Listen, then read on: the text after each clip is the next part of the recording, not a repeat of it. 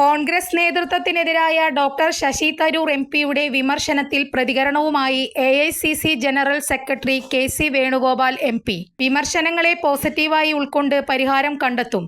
വിമർശിച്ചതിന്റെ പേരിൽ ഒരാളെ ഇല്ലാതാക്കുന്ന ശൈലി കോൺഗ്രസിനില്ലെന്നും കെ.സി. വേണുഗോപാൽ പറഞ്ഞു. കേരളത്തിലെ നേതൃത്വത്തിലും ഐക്യം ഊട്ടിയുറപ്പിക്കുമെന്ന് കെ.സി. വേണുഗോപാൽ പറഞ്ഞു. കമ്മ്യൂണിസ്റ്റുകൾ പോലും മൂന്നാമത് ഇടതു സർക്കാർ വരുന്നത് ആഗ്രഹിക്കുന്നില്ല.